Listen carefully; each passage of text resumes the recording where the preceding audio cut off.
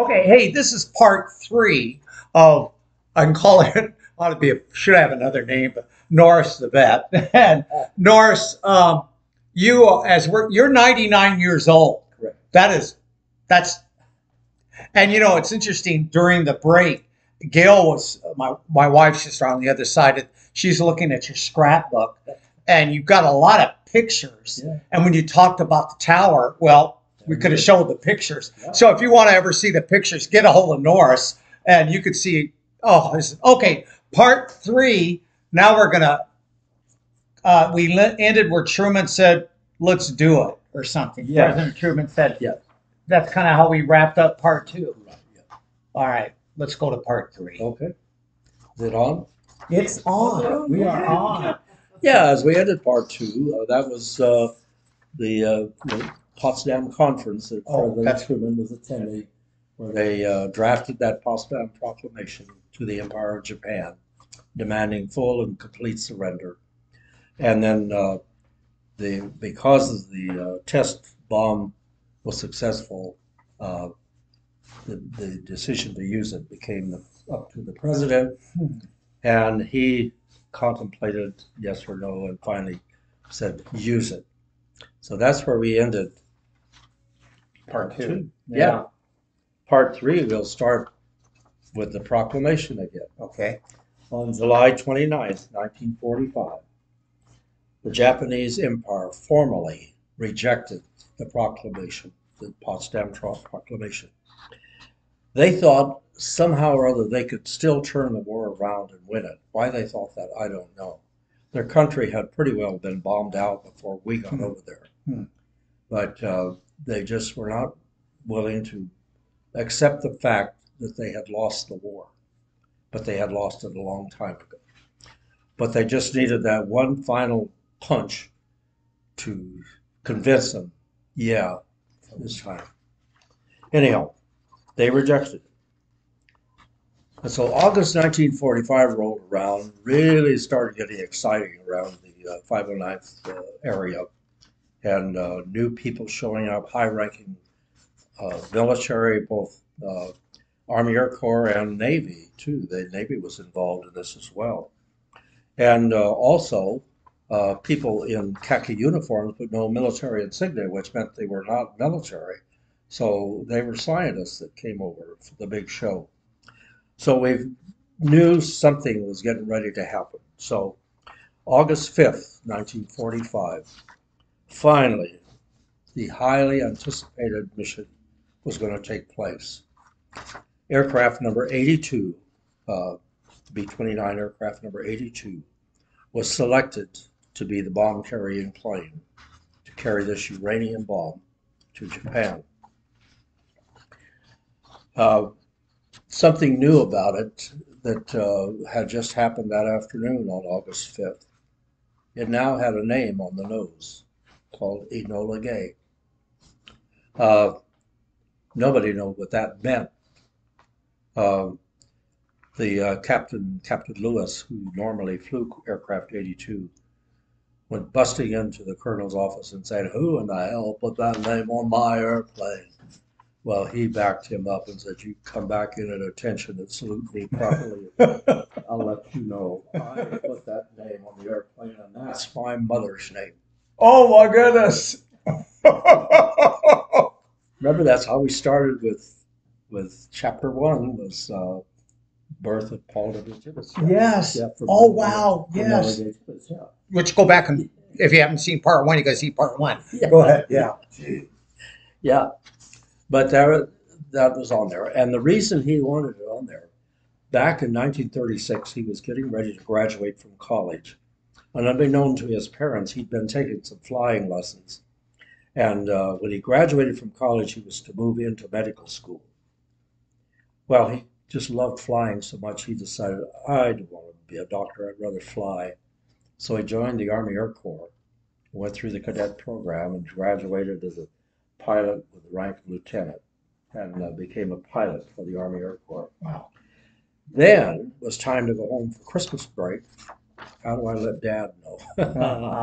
Yeah, he knew that was going to be trouble. So he was home for a few days, and his mother kept her eye on him. And she said, Paul, sit down. I want to talk to you. Something's bothering you, and I want to know what it is. Now, level with me. What's wrong? So he told her the whole story then. And she said, well, son, if that's where your heart is, go for it. Yeah, if that's what you want. So she smoothed it over with Dad. So he had such a great appreciation for his mother. Oh, He knew the airplane would become famous, so he had her name inscribed on it. So, wow. and it's still on there, by the way. Oh, The airplane is at the Smithsonian Museum at Dulles Airport.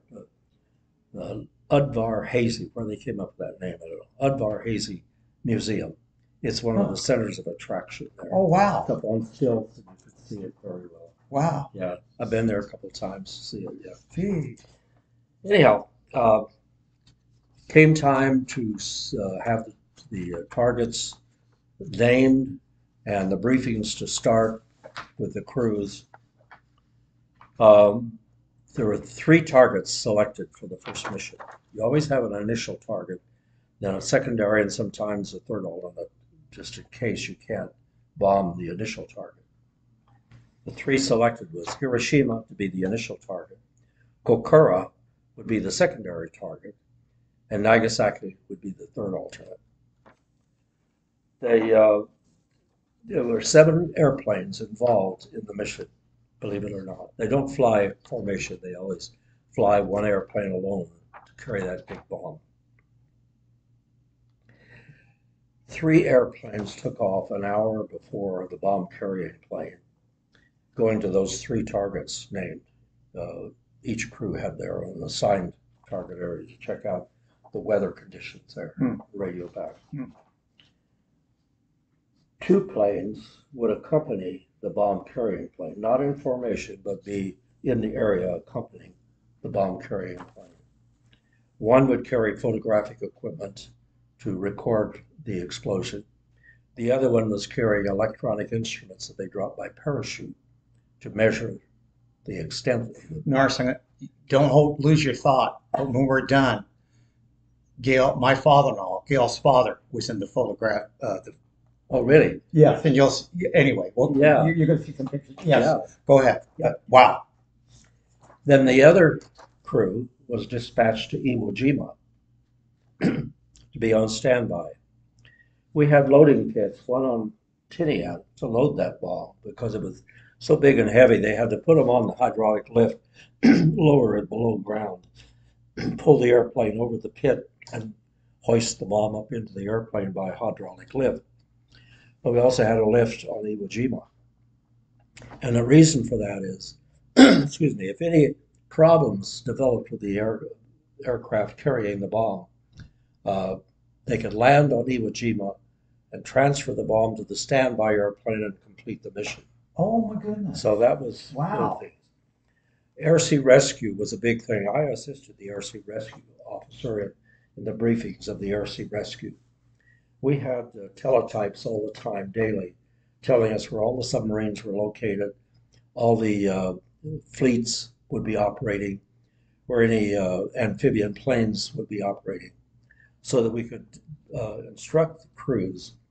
If your plane got shot up, fly close to this longitude, latitude that you can, and put out your distress signal, and go ahead and ditch in the ocean.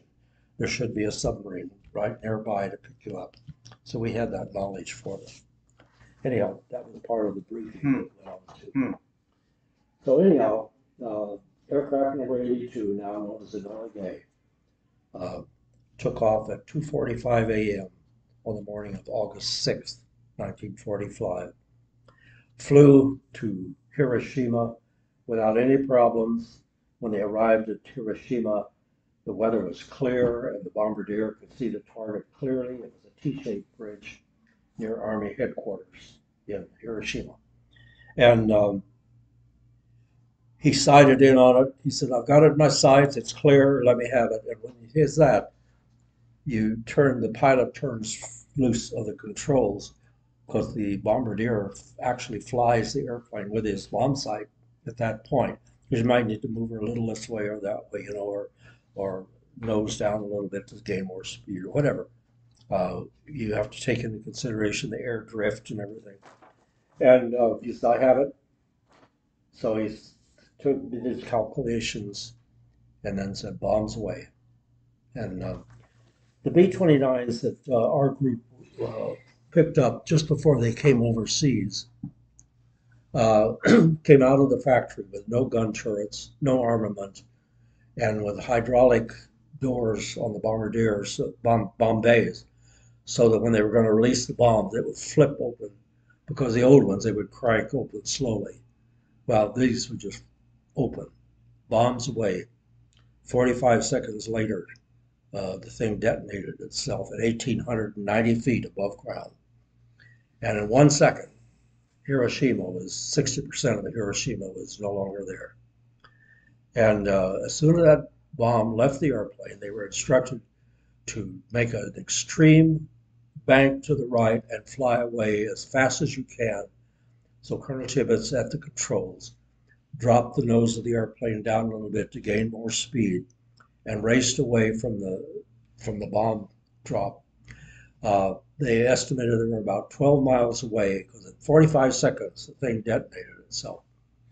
And they were far enough away that there was no damage done to the airplane, but they got some terrific shocks from shock waves. Yeah. Wow. Wow. The tail gunner could see them coming. He said, here it comes, and wham, hit the airplane. Had they not done that, the airplane would have been disintegrated over the bomb burst. It's that powerful. When they detonated that thing on the New Mexico desert, they claimed that there were windows broken 100 miles away. And it was felt over 120 miles away, the shock. So it's a powerful, powerful thing. And anyhow, it was a successful drop. And they flew back to Tinian. And we were all celebrating, because we knew that what their mission was, where they had gone, waiting for them to come back. When they landed, when they got out of the airplane, Colonel Tibbets stepped forward, and General Spatz was there to greet him. And he pinned the DSC on it, the Distinguished Service Cross, on his flight uniform. Well, that Distinguished Service Cross is still on that uniform. And the man that published the book about our 509th Composite Group has that flight suit. Paul Tibbets gave it to him. And he brings it a lot of times to exhibits that when we're going to be there selling books about the unit. So it's very interesting to see that. Anyhow, so much for that. Anyhow, they were brought back to our quarters and met with us there at the intelligence office for a debriefing. And I was able to be in on that debriefing, because one of my responsibilities was to write up reports of the debriefing and so forth. Yeah. Because you could type. And so that was an exciting thing. And just to hear their explanation of it, it's just unbelievable that the thing would be that powerful. It's really, from that point on, the world has changed, absolutely. And when they were so successful, we thought, well, this is it. Surely the Japanese will throw the towel in now. The other mission was already scheduled for August 9th, 1945. By then, not a word from the Japanese. Apparently they thought we only had one bomb. That was what they're guessing anyhow. The second bomb was the first one was a uranium bomb. It had never been tested. That was the test. The second bomb, plutonium, was the one they tested on the New Mexico desert. But that's what was used on the second mission. They were briefed to drop it on Kokura. That was their initial target, was Kokura. And their secondary target was Nagasaki. When they arrived over Kokura, they couldn't even see the city. It was so clouded over with smoke and debris and clouds that you couldn't even see it. They made several bomb runs over Kokura, waiting to maybe see a break in the clouds so they could go ahead with their bombing, because they had been instructed not to drop those bombs by radar, but drop them visually because of the vast expense of the development of them and so forth. So they were destined to only drop it visually. Since they couldn't drop it at Kokura, they proceeded to Nagasaki. When they arrived there, it was the same condition, completely clouded over. They couldn't see it. So they made several bomb runs over it, and one time over, the bombardier says, "Breaking the clouds, I've got it." So he took over with his calculations and released the bomb.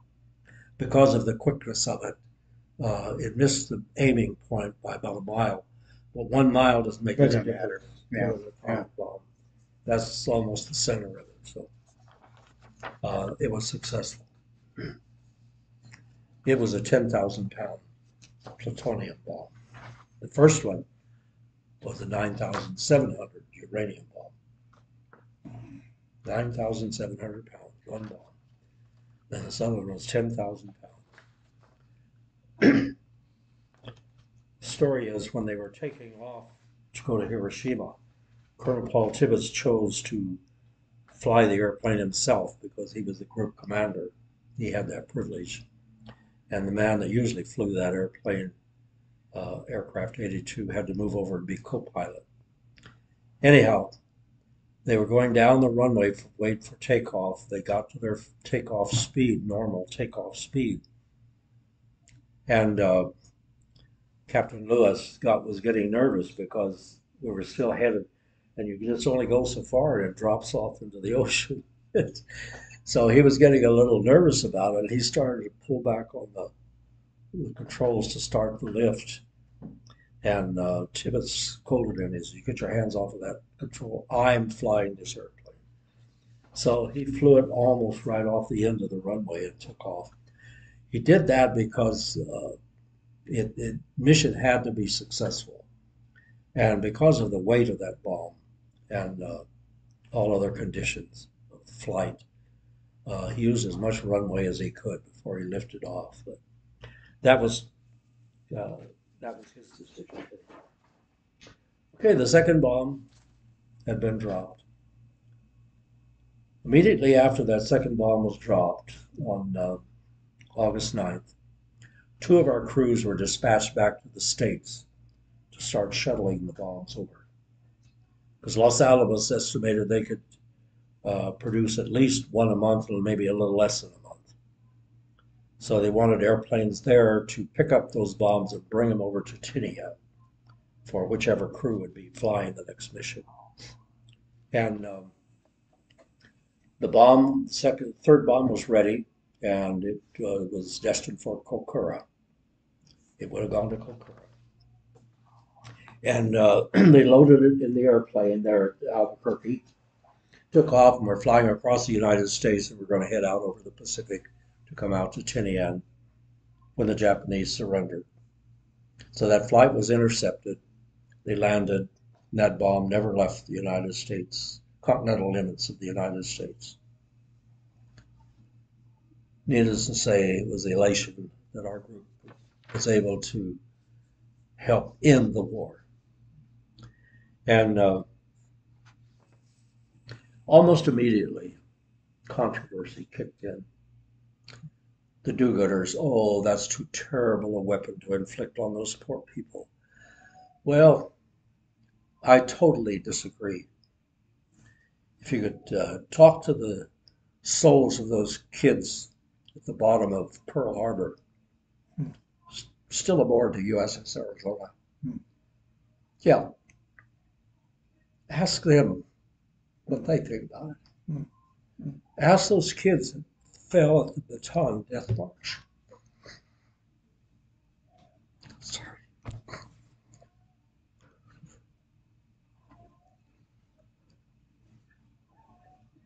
How anybody could criticize something that would end that horrible war.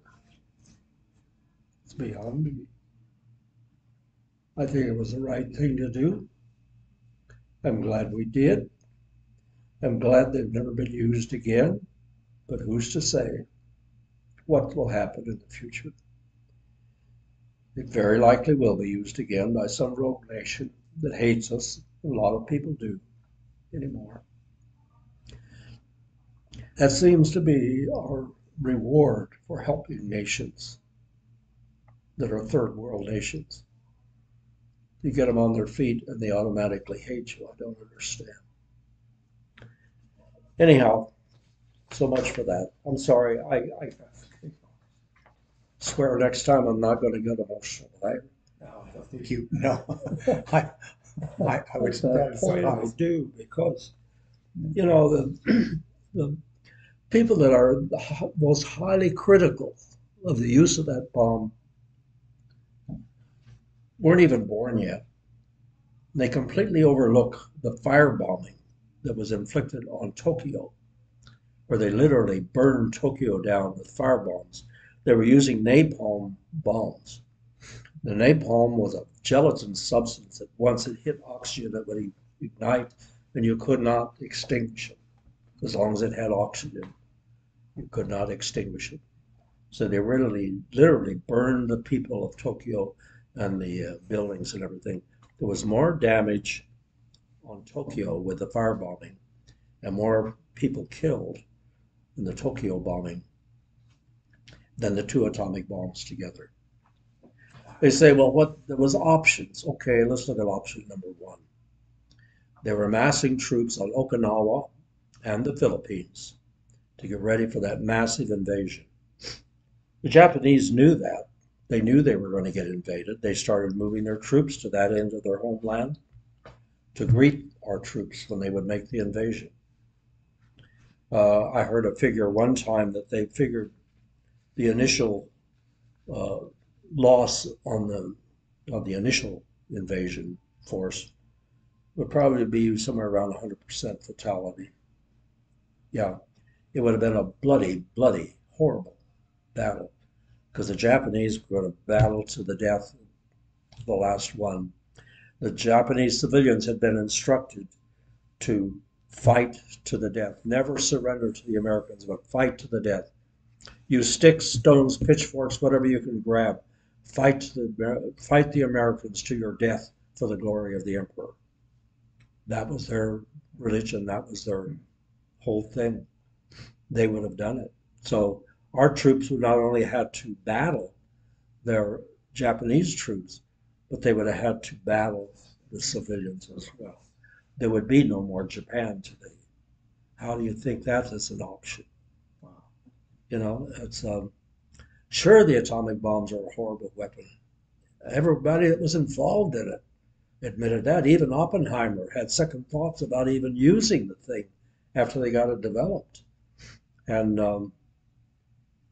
they went ahead. Of course, it was up to the president at that point. So anyhow, um, I really get upset when people start criticizing this because Japan was warned by that proclamation, that Potsdam Proclamation, that if they did not surrender, their country would be destroyed city by city.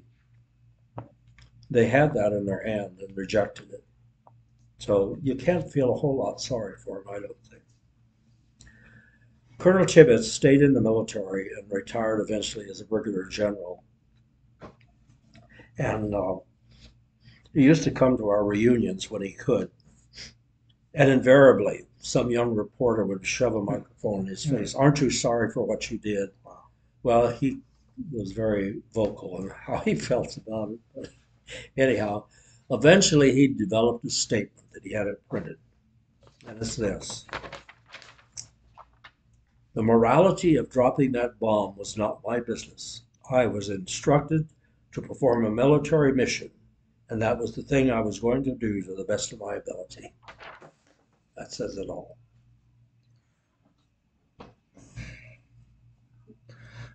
You know, Norris, thank you. I got to tell you, and I would be amiss to say, but I think let's keep praying. We thank God for our vets, but we also want to keep praying for those that are serving us today. Yeah. And Norris, Sorry for my runny that's nose. right. I've got allergies for something. Thank you You bet. for being on Chaplain. Well, my privilege. I do speaking engagements on this, and I changed this to a different format. So I think I pretty well covered how the Manhattan Project came into being. If the different things that affected it unknowingly at the time it happened, and how I got involved in it. Norris, I'm so glad we got this. But if people would like to talk to you about speaking or whatever, you're 90, for a 99-year-old guy that's going to go to Holy Lands with us in October, That'll be my fourth time. Yeah. And boy, you are, I mean, but if they want to get a hold of you, I tell you what, I will give information how you can connect with Norris if you'd like to. But Well, Norris, they can connect through Quail Park where I live. It's okay. retirement village Okay. where I live. And they can always get a hold of me through Quail Park. Okay, we'll get that number. And I just want to thank you, and I want to thank you for watching 3 parts of Norris the Vet.